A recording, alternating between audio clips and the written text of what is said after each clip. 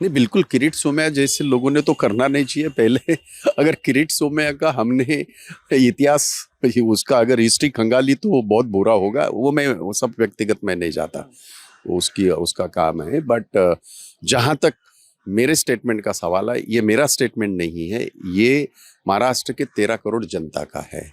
और जनता ये कह रही है, ये भाई जगताप नहीं कह रहा। मैं सिर्फ एक विधायक होने के नाते उनकी आवाज मैं आप तक पहुंचा रहा हूं, क्योंकि आपने मुझे पूछा, तो मैं उसके ऊपर कायम हूं। जरा भी उसमें मुझे कोई भी उसमें ये नहीं है। हाँ, बिल्कुल बिल्कुल बिल्कुल, हमने कल भी कहा, आज भी कह रहा हूं, क्योंकि ये जो मैं कह रहा हूं, चुनाव आयोग ये हमारे लोकतंत्र को मजबूत बनाने के लिए है, ना कि किसी के दिल में आशंका पैदा करने के लिए।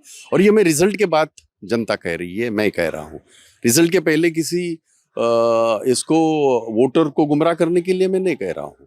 तो ये रिजल्ट के बाद जो कुछ बातें सामने आ रही है, जिसका कॉग्निजेंस चुनाव आयोग ने लेना चाहिए और तत्काल इसके ऊपर कार्यवाही करनी चाहिए। सुप्रीम कोर्ट के आदेश भी अगर चुनाव आयोग नहीं मानती तो उसका मतलब क्या होता है? अगर रिकाउंटिंग का सुप्रीम कोर्ट ने आदेश दिया है 5% ईवीएम मशीन्स का, तो उसमें चुनाव आयोग आनाकानी क्यों कर रहा है? उनके भाजपा के नेता राम शिंदे ने खुद पैसे भर के काउंटिंग मांगी है, तो उसको भी लिख के भेजा है कि भाई ये जो वीवीपैट का जो ये है मशीन, ये पूरा इसका डाटा इरेज किया जाएगा और फिर नया मॉक पोलिंग होगा। क्यों?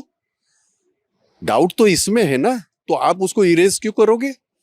तो ये चुनाव आयोग ने ये एक भूमिका लेनी चाहिए कि भाई बिल्कुल नहीं, ये जो भी मशीन्स हैं वो पॉइंट आउट कर रहे हैं, उसका वीवीपैट जो है वो उसको गिनना चाहिए।